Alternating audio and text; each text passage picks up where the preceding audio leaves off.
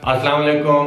अबरार रशीद आपकी खिदमत में हाजिर है और मेरी आपसे रिक्वेस्ट है कि अगर अभी तक आपने मेरे चैनल को सब्सक्राइब नहीं किया तो इसे सब्सक्राइब कर लें।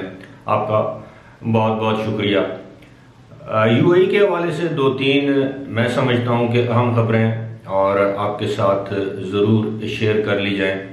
सबसे पहली खबर तो ये है कि अबू धाबी ने ऐलान किया है कि वहाँ की जो पोर्ट एरियाज़ हैं, यानी जिसको हम बंदरगाह कहते हैं, वहाँ की 1400 कंपनियों के लिए एक सहूलत का ऐलान किया है। यानी 2021 में इन 1400 कंपनियों को जो किराए अदा करने हैं उन किरायों पर फ्रीज लगा दिया है, यानी बाल्फाज दीगर उन किरायों को मुंजमद कर दिया गया है। आपको याद होगा कि हाल ही में दुबई लैंड डिपार्टमेंट ने भी एक ऐसा ऐलान किया था कि दुबई में आइंदा 3 साल के लिए, जिस दिन से आप अपना एग्रीमेंट साइन करेंगे, उससे 3 साल तक आपके किराए में कमी या इजाफा नहीं होगा।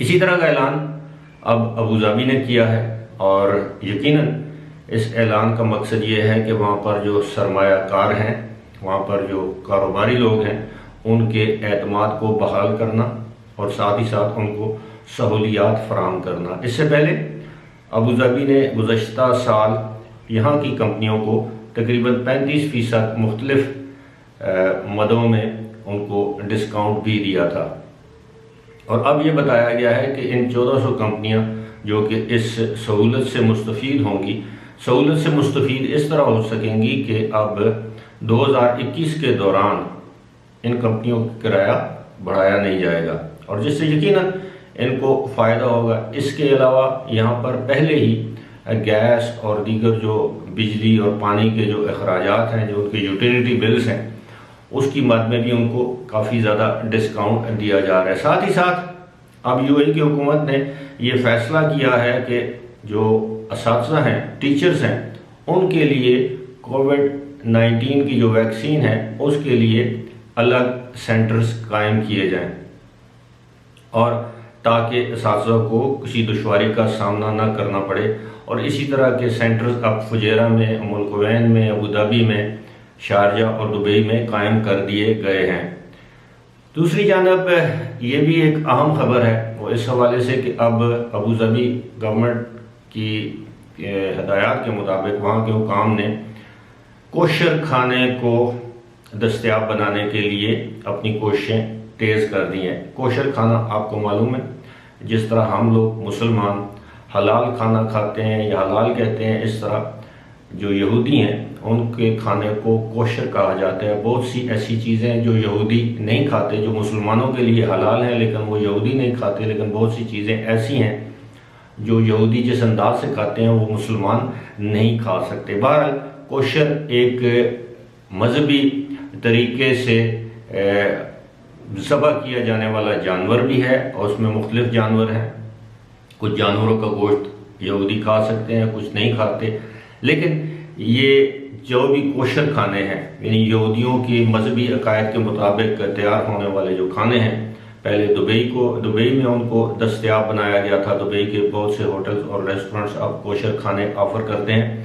अब इसराइली या यहूदी लोगों के लिए, सयाहों की सहूलत के लिए अब अबू धाबी अथॉरिटीज़ ने भी इस बात का फ़ैसला कर लिया है कि कोशर खानों को दस्तयाब बनाया जाए।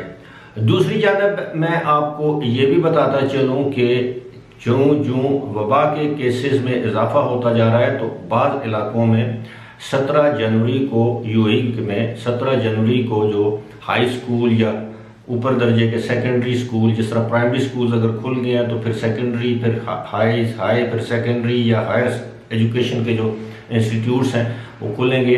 अब इस बात पर भी संजीदगी से गौर किया जा रहा है कि इन स्कूलों या कॉलेजेस या इंस्टीट्यूट्स को खोलने के लिए क्या मुस्तकबिल का क्या लाहे अमल अपनाया जाए ताकि वबा के बढ़ते हुए केसेस को रोका जा सके।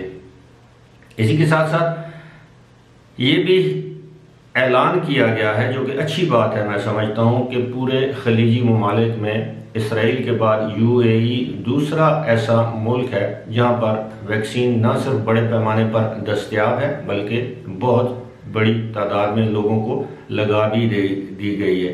यानी अब तक यूएई में सरकारी अदाद-ओ-शुमार के मुताबिक तकरीबन 10 लाख से ज़ायद अफराद को वैक्सीन लगाई जा चुकी है और ये मैं समझता हूँ कि बहुत अच्छी बात है। इसी के साथ जुड़ी हुई एक और बात है, वो एक और ख़बर है, वो ये कि अब जो यूएई के जो रज़ाकार हैं उनको रूस की तैयार करदा जो कोविड की वैक्सीन है वो लगना शुरू हो चुकी है। इसको 3rd स्टेज ट्रायल कहते हैं और 3rd स्टेज ट्रायल में अब जो वॉलंटियर किया है जिन लोगों ने इस ट्रायल में हिस्सा लेने के लिए, अब उनको ये वैक्सीन लगना शुरू हो गई है।